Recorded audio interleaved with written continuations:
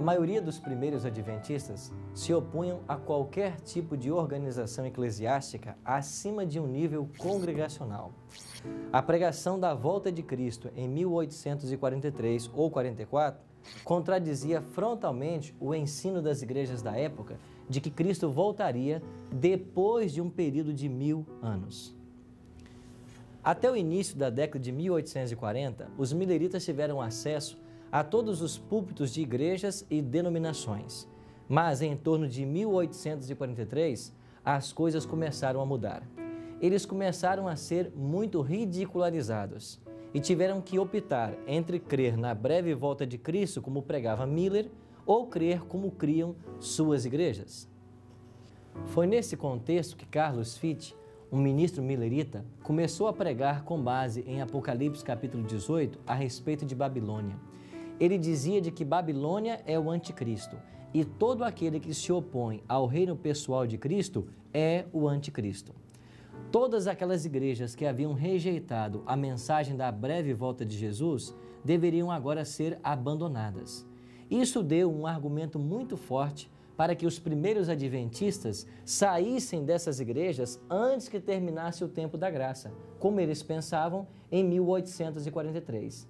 Foi assim, então, que nós tivemos a intenção de começar um movimento de organização da igreja.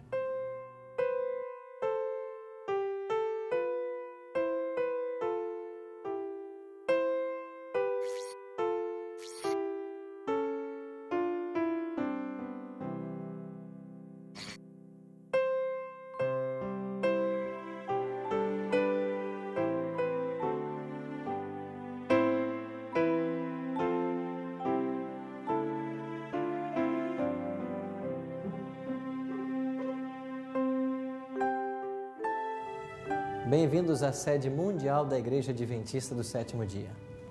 Desde 1989, que a sede mundial da igreja se transferiu de Takoma Park para este local, em Silver Spring, Maryland.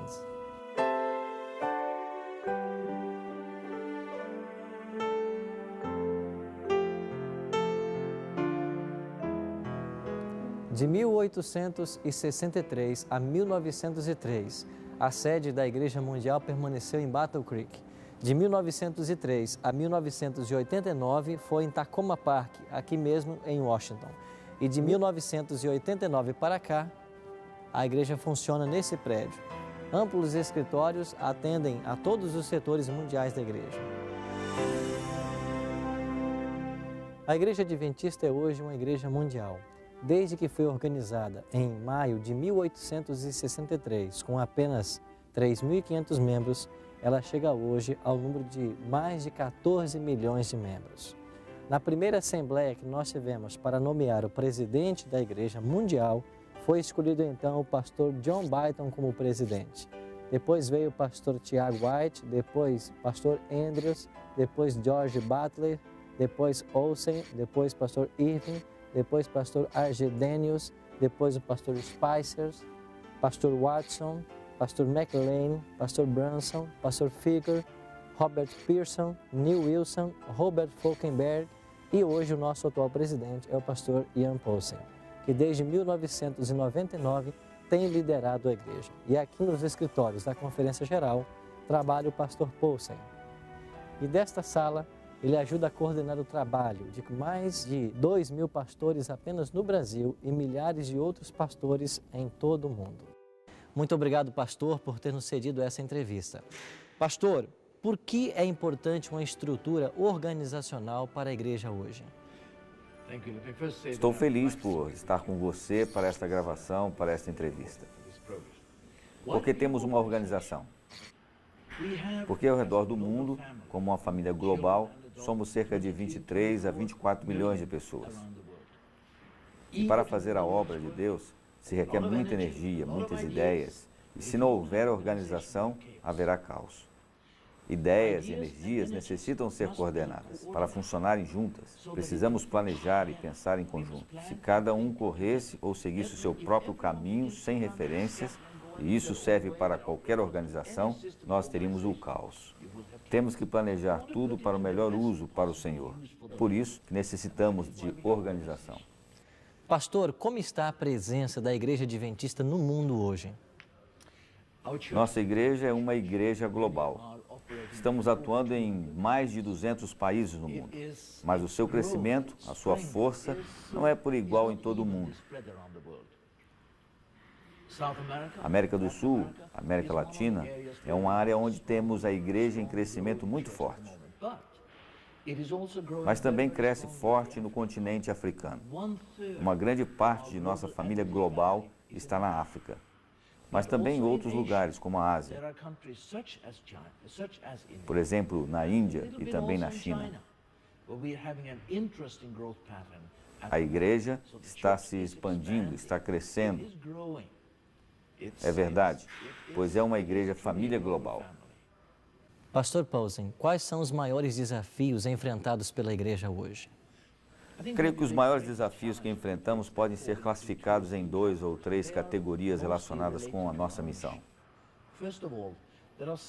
Primeiro, o Senhor nos instruiu a sermos suas testemunhas, para levar a mensagem a todo mundo. Mas há algumas nações, especialmente países, onde há forte presença islâmica, muçulmanos. É muito difícil penetrarmos naquelas áreas, especialmente no que chamamos de janela 1040. É muito difícil entrarmos e obter interesses em alguns desses lugares. Líderes locais impedem que entremos para agir livremente, ou há convenções religiosas estabelecidas, ou ainda crendices enraizadas nas religiões dominantes que nos dizem, não venham para cá. Podem ir a qualquer outro lugar, mas não venham para cá. Temos grandes desafios para poder levar a mensagem de Cristo como testemunhas nestas áreas. Há também um grande desafio relacionado com a missão e crescimento. Porque quando e onde temos um crescimento rápido e forte, não podemos deixar de colocar para eles uma estrutura de apoio. E o que chamo de estrutura de apoio? Eles necessitam de locais para se encontrar e adorar. Precisam de uma igreja, de uma capela, algo de que possam dizer, este é o meu lar. Precisam também alguém em quem confiar, um mentor para a sua vida espiritual, um pastor que não seja um estranho. Temos que pensar também nas crianças, um apoio educacional, um programa para preservar a fé das crianças de nossas famílias adventistas. Portanto, é um grande desafio oferecer essa estrutura de apoio onde crescemos muito rápido. Poderia mencionar um terceiro desafio, porque somos uma comunidade global. Tão extensiva, tão ampla, é difícil manter esta comunidade junta, unida. Temos que permanecer unidos. O plano de Deus é que sejamos um. E esta unidade não acontece por acaso. Precisa ser trabalhada e isso é um grande desafio. Pastor, o que o senhor acredita ser necessário para cumprirmos a missão da igreja em nossa geração? Vou tentar colocar isso numa única palavra: comprometimento. Tornar-se comprometidos. Jamais iremos concluir a tarefa de Deus, designada a nós, sendo passivos, ficando satisfeitos ou como meros observadores. Envolvendo-se na missão, mergulhando na missão e realizando a obra designada por Deus. Como igreja, precisamos que cada um torne-se parte da missão e partilhe a mensagem. Não são apenas os líderes que devem carregar a missão. Não são apenas os ministros os responsáveis para levar a mensagem. Cada membro da igreja tem o dever de permanecer envolvido na missão da igreja. Creio que é pelo comprometimento, pelo envolvimento da igreja como um todo que nós completaremos a obra. Poderia dizer aos crentes sul-americanos, nossa família de crentes, que estou maravilhado e empolgado, pois os membros da igreja se envolvem tão amplo e totalmente neste modelo de pregação, os pequenos grupos. Creio que este é o método ideal em que todos podem estar envolvidos. Você não precisa ser um pregador eloquente ou super qualificado. Você se encontra num pequeno grupo, em um ambiente informal, e assim pode estar envolvido na missão da igreja. Também é um modelo que cria um ambiente apropriado em que as pessoas podem encontrar amigos que são da igreja. E quando forem batizados, já têm amizade dentro da igreja. Creio que é um modelo muito bom e o recomendo a vocês, porque creio que foi formulado com a resposta à ordem de Deus para nós. Pastor, muito obrigado pelas suas informações, muito obrigado por essa entrevista e estaremos orando pelo Senhor, pela Igreja Mundial. Muito obrigado.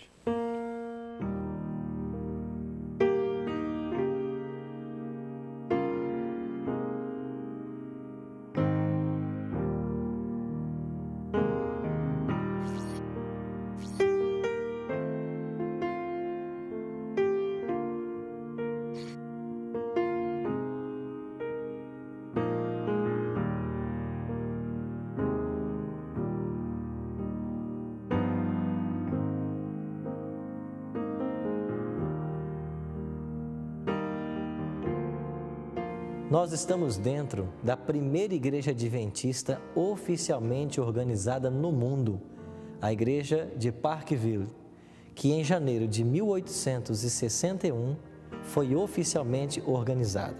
Hoje, a Igreja Adventista conta com mais de 14 milhões de membros, espalhados em mais de 200 países.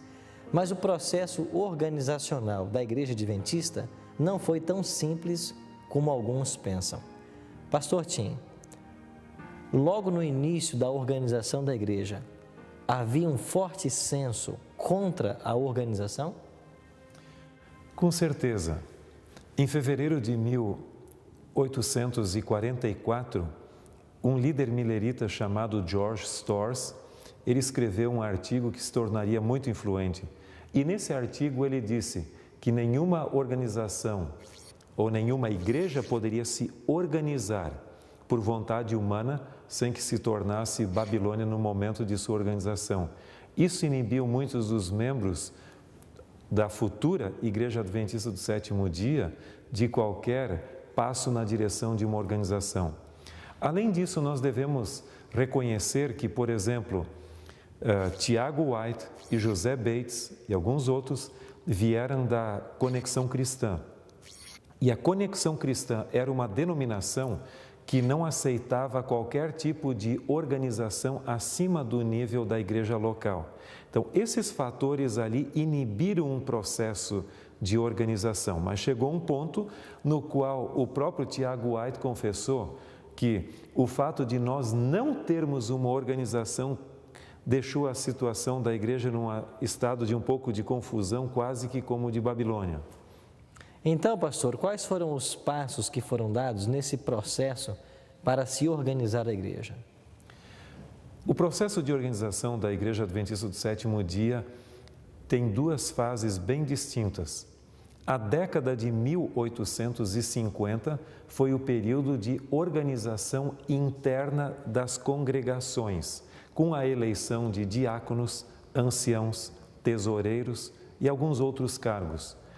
A partir do início da década de 1860 é que começou a organização acima do nível local. Por exemplo, no dia 1º de outubro de 1860, foi escolhido o nome Adventistas do Sétimo Dia. Então, no ano seguinte, 1861, foi organizada a primeira associação dos membros do estado de Michigan. Em 62, outras associações de estados surgiram. E, finalmente, nesse processo inicial, em maio de 1863, foi então organizada uma Associação Geral dos Adventistas do Sétimo Dia. Mas o processo continuaria. Em 1901 foram então estabelecidas as primeiras uniões que abrangem várias associações de determinada região. Em 1913 foram então estabelecidas as primeiras divisões e hoje nós temos esses níveis. Nós temos igrejas locais. Um conjunto de igrejas é coordenado por uma associação ou missão. A associação tem autonomia financeira e a missão depende de recursos externos fora do seu território. um conjunto de associações e missões formam uma união e um grupo de uniões, as divisões, e por sua vez, todas as divisões estão sob a jurisprudência da Associação Geral. Pastor Tim, existe uma base bíblica para a organização da igreja? Certamente.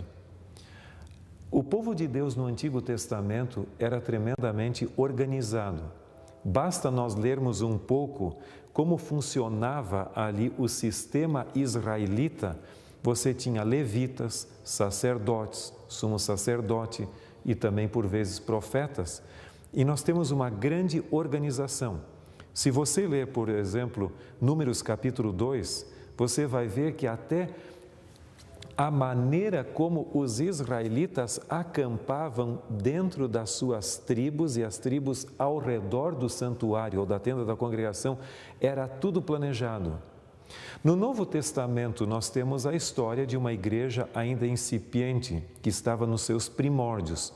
Então, nós não temos um grande período de tempo sendo narrado ali, mas mesmo ali você vai ver que Jesus escolheu 12 apóstolos, você tem a eleição dos diáconos e você tem também o Concílio de Jerusalém, narrado em Atos capítulo 15.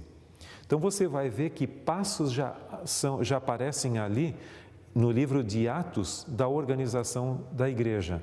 Então, nós temos uma base bíblica para isso. Ok, agora qual é a vantagem, pastor, de se pertencer a uma organização religiosa?